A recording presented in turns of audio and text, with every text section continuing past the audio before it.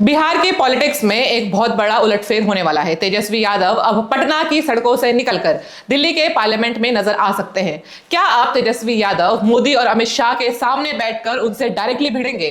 कई रिपोर्ट्स ने बिहार के सियासी गलियारों में हलचल मचा दी है। खबरें यह है कि तेजस्वी यादव को राज्यसभा भेजा जा सकता है, पर सवाल यह है कि क्यों?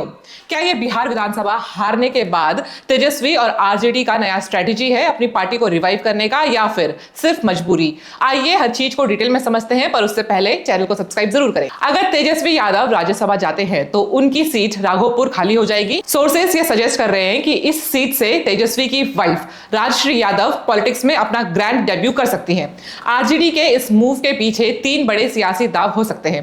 पहला दाव, तेजस्वी को नेशनल लेवल पर इंडिया अलायंस का एक बड़ा चेहरा बनाना।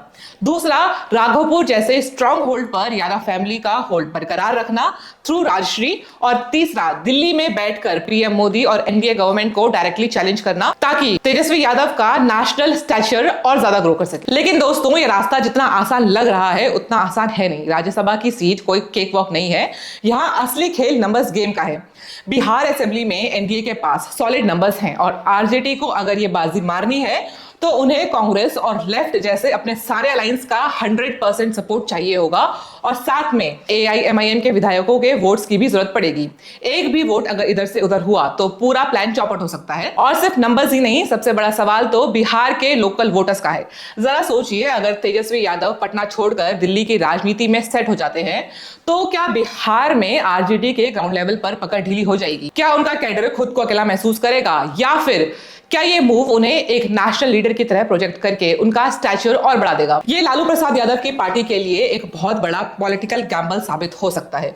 जीत गए तो नेशनल आइकन, और अगर कैलकुलेशन गलत बैठी तो बिहार का मैदान भी हाथ से निकल सकता है। फिलहाल आरजेडी ने इस पर कोई ऑफिशियल स्टेटमेंट नहीं दिया है, पर पॉलिटिक्स में कहते हैं ना, जो दिखता है वो होता नहीं और जो होता है वो दिखता नहीं है। अगर ये चेंज होता है तो बिहार की पॉलिटिक्स का एक बिल्कुल नया चैप्टर शुरू हो जाएगा। आपको क्या लगता है, क्या तेजस्वी यादव को बिहार छोड़कर दिल्ली की पॉलिटिक्स में एंट्री लेनी चाहिए, और क्या राजश्री यादव राघोपुर की लेगेसी संभाल पाएंगी?